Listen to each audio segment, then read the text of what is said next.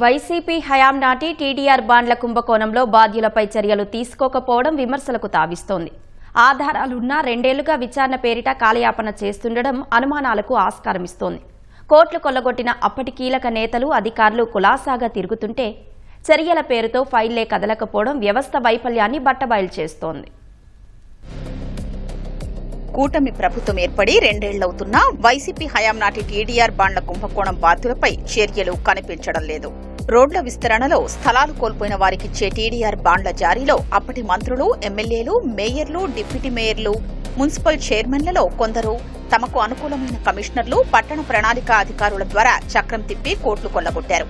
నివాస ప్రాంతాల్లోని స్థలాల్ని వాణిజ్య ప్రాంతాలుగా, వ్యవసాయ భూములకు సమీపంలోని డోర్ నంబర్ల మార్కెట్ విలువ జోడించి అత్యధిక విలువైన బాండ్లను తమ బినామీలకు జారీ చేయించారు.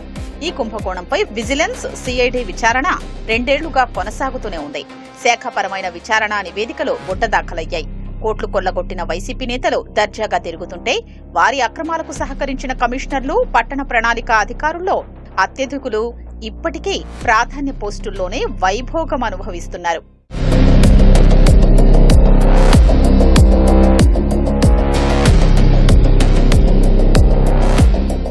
వైసీపీ హయాంలో తిరుపతి నగరపాలక సంస్థలో మాస్టర్ ప్లాన్ రోడ్ల నిర్మాణం పేరుతో 442కి పైగా టీడీఆర్ బాండ్లు జారీ చేశారు.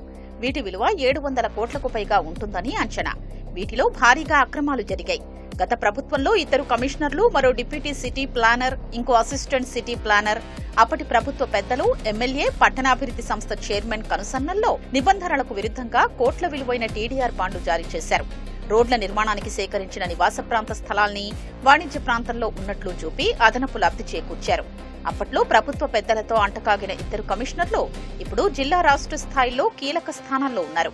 డీసీపీ, ఏసీపీలు సమీప నగరపాలక సంస్థలకు బదిలీలపై వెళ్లిపోయారు.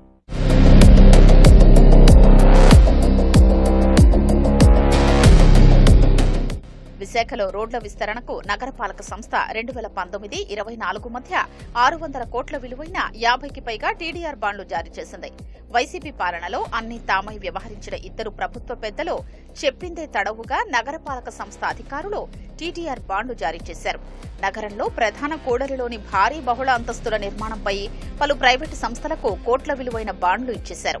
మాస్టర్ ప్లాన్ 2041 ప్రకారం చేపట్టే రోడ్డు విస్తరణలో ప్రైవేటు స్థలం కలిసుందని దానికి పరిహారంగా బాండ్లు కట్టబెట్టారు.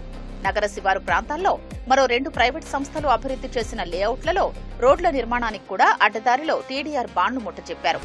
అప్పట్లో పనిచేసిన ఇద్దరు కమిషనర్లు ప్రస్తుతం 2 జిల్లాల్లో కీలక స్థానాల్లో ఉన్నారు. పట్టణ ప్రణాళిక ఉన్నతాధికారి ఒకరు సిఆర్డీఏకి బదిలీపై వెళ్లారు. మరో పట్టణ ప్రణాళిక అధికారి కొద్ది నెలలు బదిలీపై బయటకు వెళ్లి ఇప్పుడు మళ్లీ విశాఖ నగరపాలక సంస్థలోని కీలక జోన్లో పనిచేస్తున్నారు.